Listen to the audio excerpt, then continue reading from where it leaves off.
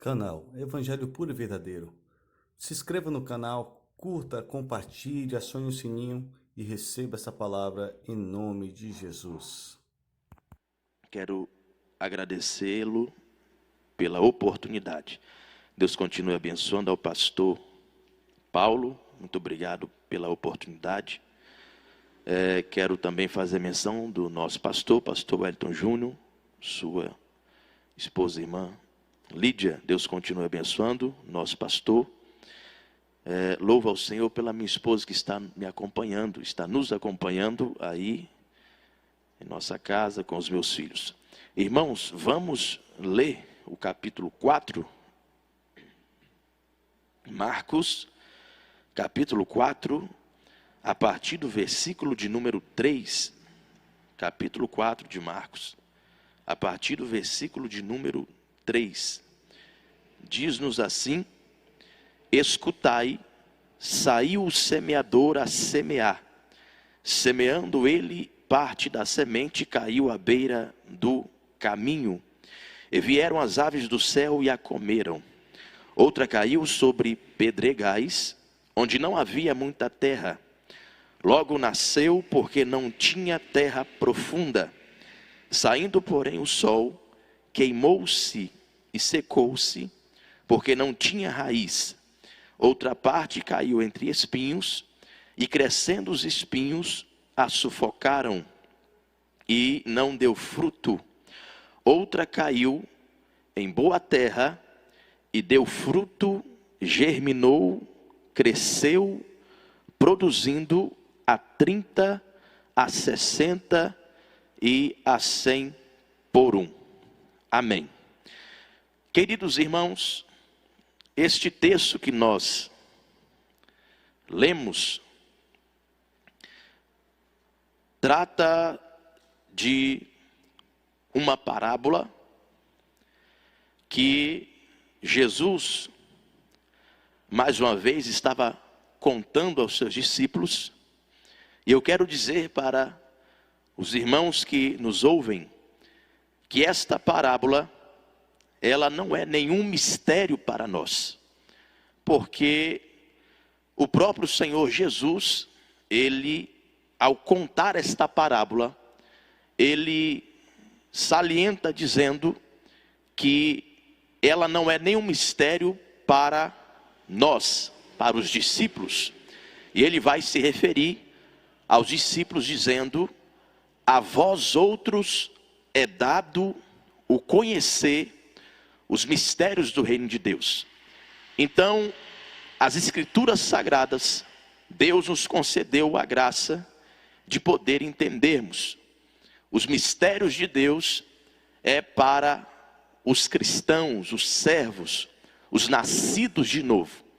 Eu lembro quando, no capítulo 5 de Daniel, a Bíblia diz que Belsazar foi surpreendido pela escritura da mão de Deus que desceu na parede do seu palácio, e ninguém pôde interpretar aquele mistério. Diz a Bíblia que Daniel chegou e diz: fica tranquilo, Belsazar, porque eu sou servo de Deus. O que está escrito é: mene, mene, tekel, parsim. Pesado fostes na balança e fostes achado em falta. O teu reino vai ser tirado de ti e vai ser dado aos medos e persas. Porque os servos de Deus, irmãos, compreendem os mistérios de Deus. Lembro também, em Atos, no capítulo de número 8, quando o anjo do Senhor falou a Filipe e disse: desce do caminho que vai de Jerusalém para Gaza. É um caminho deserto, e pelo caminho ele encontrou um eunuco etíope, eunuco da rainha de Candace, a rainha dos etíopes. E diz a Bíblia que ele vinha lendo a escritura onde o profeta Isaías, ele falava do Cristo, mas ele não entendeu nada. Foi quando ele perguntou a Filipe o que aquilo significava. O Filipe viu ele ali tentando entender, e ele disse ao eunuco: você está entendendo alguma coisa? O eunuco então respondeu e disse: como é que eu vou entender se ninguém me explicar? O eunuco não entendia nada, e ele lia a passagem que dizia: como um cordeiro mudo foi levado ao matadouro, e como uma ovelha muda não abriu a boca diante do tosquiador, ninguém contou sua geração, porque a sua vida foi retirada da terra. Ele virou para o Filipe e disse: Filipe, o que está escrito? O profeta se refere a ele mesmo ou a um outro? Então Filipe começou a mostrar Jesus nas escrituras para aquele eunuco. Filipe então desvendou o mistério para aquele homem, porque Filipe era um servo de Deus, e o que Deus está dizendo nesta noite para nós é que Ele tem mistérios para nos revelar. Ele tem coisas ocultas que não sabemos ainda e que Ele quer nos revelar. As escrituras sagradas, Deus nos concedeu graça para entendermos. Jesus contou esta parábola e disse: fiquem tranquilos, porque quem não é discípulo vai ouvir e não vai entender, para que não seja salvo, para que não se arrependa. Mas vocês fiquem tranquilos, porque vocês receberam a graça de entender os mistérios do reino de Deus. Queridos irmãos, eu não vou aqui explicar aquilo que Jesus já explicou, mas para que os irmãos entendam a iluminação bíblica que Deus me concedeu, me confiou para compartilhar com os irmãos, eu preciso tornar a narrar aquilo que Jesus explicou desta parábola aqui. Veja que Jesus está tratando de um semeador. Jesus disse que o semeador saiu a semear e a semente caiu em uma terra à beira do caminho. Veio então as aves do céu e arrebataram, comeram aquela semente. Então a terra não deu fruto. Então o semeador continua e deixa a semente cair na terra entre os espinhos, aliás, na terra de pedregais, onde não havia terra, era uma terra de pedregais, logo não tinha terra profunda, então a semente não produziu. O semeador continua e ele deixa então a semente cair na terra entre os espinhos, e também não deu fruto, porque os espinhos sufocaram a semente, até que o semeador chegou em uma terra boa. Então a semente produziu a 100, a 60, a 30, a 60 e a 100 por um. Perceba que Jesus então vai explicar a parábola, e ele vai dizer que a semente que caiu na terra, na beira do caminho, representam aqueles que recebem a palavra, mas logo vem Satanás e arrebata a palavra do coração. E Jesus diz que a terra de solo rochoso são aqueles que recebem a palavra, mas quando vem a perseguição, vem a tribulação, aquela palavra é sufocada, então eles não produzem porque a terra sufoca a palavra e a terra fica infrutífera. Então Jesus prossegue dizendo que o semeador, ele continua a caminhar, ele chega na terra entre os espinhos, e essa terra também, ela não deu fruto, porque os espinhos sufocavam a palavra, sufocavam a semente.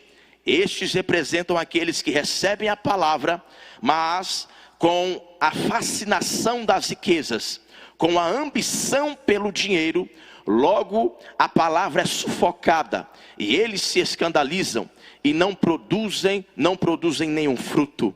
Queridos irmãos, Jesus disse que o semeador, ele chegou em uma terra boa, e essa terra produziu a 30, a 60 e a 100 por um. Estes são aqueles que recebem a palavra e produzem, como o próprio Jesus disse: eu vos chamei para que deis fruto, para que eles permaneçam, e os homens vejam a vossa luz e glorifiquem ao vosso Pai que estás no céu. Queridos irmãos, este é o sentido desta parábola.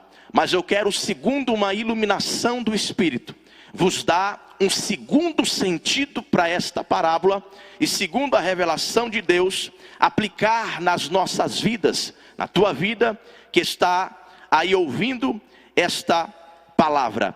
Queridos, Jesus está falando de um semeador que ele saiu a semear. Então ele passa por 3 terras ruins, terras nas quais ele passou, e essas terras não produziram nada. Então ele chega a uma terra boa. Vejam que essas terras ruins, elas representam este mundo. Esta terra ou estas terras ruins representam este mundo, uma terra que não dá fruto, este mundo no pecado, este mundo dissoluto, imoral, este mundo profano, este mundo que se encurva diante do pecado e de tudo que é pertinente a Satanás. Estas terras ruins que sufocaram a palavra, sufocaram a semente, porque a semente aqui é a palavra. Estas terras ruins representam este mundo que se encurva diante do dinheiro, da imoralidade, este mundo que se encurva diante do pecado. Essas terras ruins representam este mundo. A terra boa representa a nova Jerusalém, a glória futura que nos será revelada. Nós acreditamos nesta promessa. Então este homem, este semeador, passou pelas terras ruins até chegar na terra boa. Este é o percurso da igreja. A igreja está passando pelas terras ruins até chegar na terra boa. A igreja está enfrentando, a igreja está vencendo o pecado, a igreja está guardando a semente, porque a igreja tem um alvo, a igreja tem uma esperança, um foco, que é chegar na terra boa, na terra prometida. Agora tem pessoas, queridos irmãos, que aceitam a fé e logo querem chegar na terra boa. Não é assim, tem que passar pelas terras ruins primeiro. Mas eu tenho certeza que durante as terras ruins da nossa vida, Deus nos dará a vitória. A Bíblia diz, irmãos, que Deus deu a vitória durante as terras ruins da vida de Israel, da nação, do povo de Israel. Israel, antes de chegar na terra boa, na terra que manava leite e mel, Israel precisou enfrentar as terras ruins da vida, o deserto, terra infrutífera, que não dava nada. Mas durante as terras ruins de Israel, Deus nunca deixou faltar nada a Israel. A Bíblia diz que durante a noite uma coluna de fogo esquentava-os. Durante o dia uma nuvem cobria eles e os guardava do calor escaldante. A Bíblia diz que as vestes não se envelhecia. A Bíblia diz que o pé crescia, o corpo crescia, as vestes cresciam junto, a sandália crescia junto. Águas doces se transformaram, águas amargas se transformaram em doce. Deus fez sair água da rocha. Deus cuidou de Israel durante as terras ruins de sua vida até chegar na terra boa. E eu ministro na sua vida que durante as terras ruins Deus não vai deixar você perecer. A igreja está caminhando em terras ruins, a igreja está trilhando terras ruins, mas a igreja não está sozinha. A igreja está com Deus, com a glória de Deus, com a presença do Espírito Santo de Deus. E Deus não chamou a igreja para perecer nas terras ruins.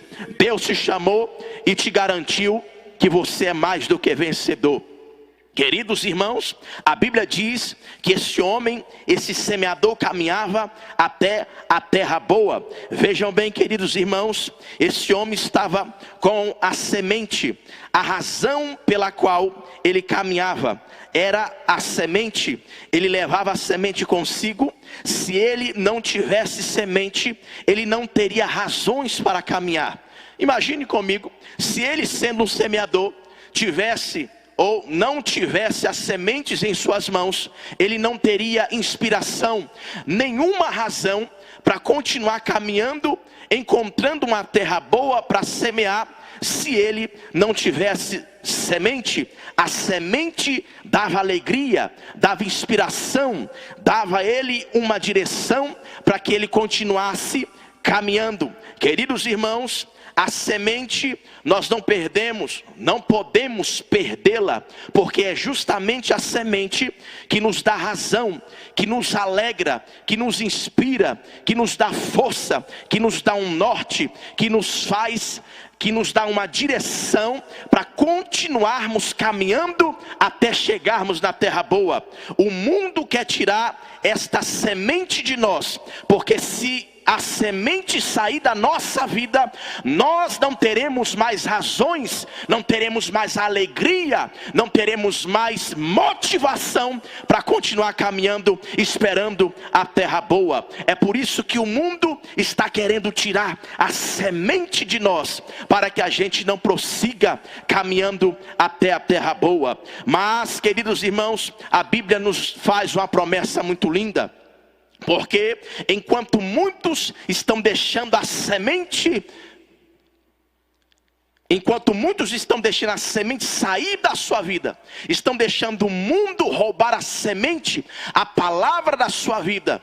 Enquanto muitos estão desnorteados, estão sem uma direção, feito uma barata tonta sem direção, porque já se encurvaram diante do pecado, já se renderam. Não é que pecaram, mas se encurvaram, porque nós somos pecadores, nós pecamos, mas nós não somos escravos do diabo. E é isso que o mundo quer fazer: roubar a semente de nós, nos fazer escravos do pecado, tirar a nossa direção da terra boa e nos fazer rodear no deserto, igual fez com Israel. O mundo quer fazer isso de nós ou conosco, para nos tirar a direção da terra boa, nos fazendo pecar, nos fazendo se encurvar diante do pecado. Mas eu acho lindo que a Bíblia diz em 1 João no capítulo 3, versículo 9: aquele que é nascido de Deus não vive na prática do pecado, porque a semente de Deus nele permanece. Aleluia, aleluia, aleluia. Onde você estiver, levante a sua mão assim comigo.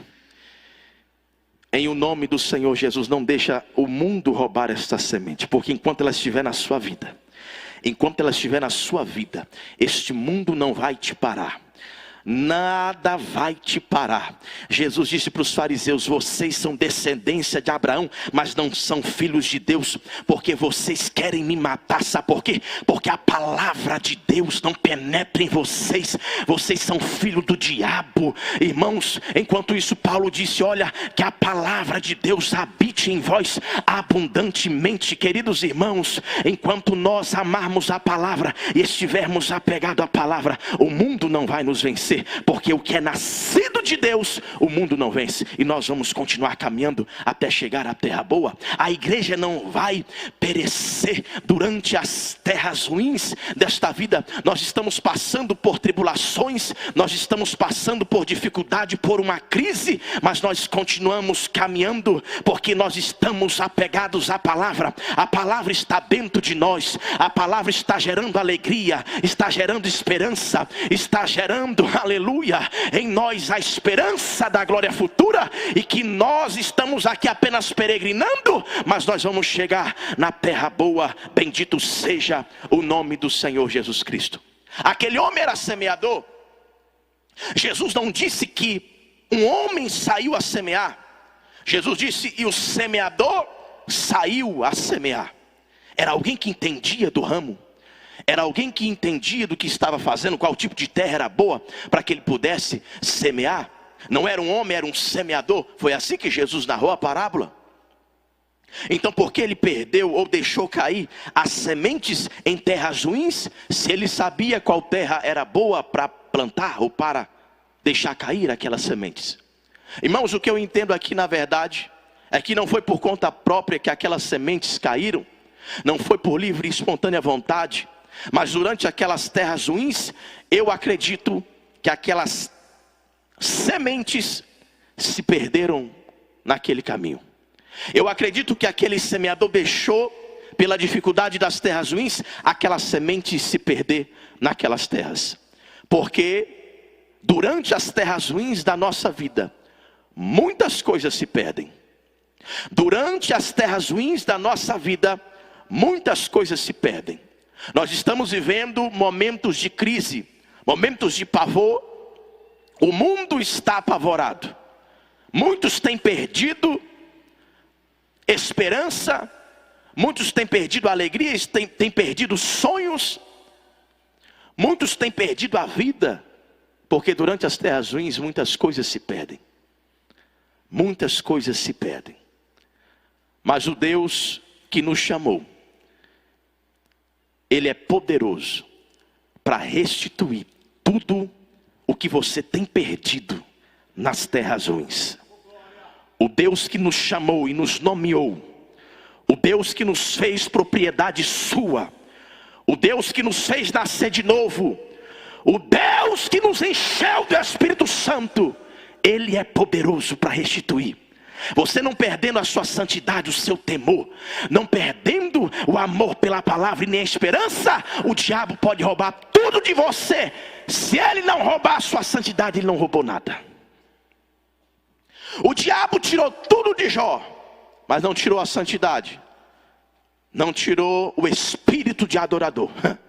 E tinha uma coisa que o Satanás não sabia. Eu imagino ele chegando para Jeová e dizendo: Jeová, eu me enganei, eu achei que ia destruir o Jó, porque eu tirei tudo que ele tinha, mas eu me enganei, porque o tesouro de Jó não estava na terra. Aleluia. E enquanto eu tirava tudo de Jó, o Jó ainda zombava de mim e dizia: Satanás, eu sinto muito, mas eu vou ficar de pé, porque meu tesouro não está na terra. Aleluia. Meu tesouro está no céu. O teu tesouro está no céu. O nosso tesouro está no céu, onde a traça não corrói, onde ladrão não rouba. Aleluia. O nosso Deus é poderoso para restituir o que nós perdemos nas terras ruins. Levante a sua mão onde você estiver e recebe esta profecia: alegrai-vos, pois filhos de Sião, regozijai-vos no Senhor vosso Deus, porque Ele vos dará em justa medida a chuva, e fará, aleluia, e lhe dará justa medida chuva, e fará descer como chuva outrora, chuva temporã, e a saródia e as eiras se encherão de trigo, e os lagares transbordarão de óleo e de vinho. Escute o que Deus está dizendo para você, que talvez está desesperado. Talvez o espírito do desespero está querendo tomar conta de você. Deus está dizendo: restituir-vos-ei os anos consumidos. Aleluia. Irmãos, se nós olharmos para a Bíblia Sagrada, quem dera se pudéssemos perguntar a alguns homens e mulheres o que eles perderam durante as terras ruins de sua vida. Meu tempo já foi aqui. Preciso de 5 minutos. Se nós perguntássemos o que eles perderam durante as terras ruins de suas vidas, se perguntássemos a Bartimeu, por exemplo, o que ele perdeu, ele diria: olha, eu perdi a minha visão, estou cego. Marta e Maria, vocês perderam o que durante as terras ruins? Olha, perdemos nosso irmão Lázaro. Viúva de Naim, você perdeu o que? Eu perdi o meu único filho. Mas se nós perguntássemos a cada um deles qual foi o final da história, cada um deles diria: Jesus restituiu.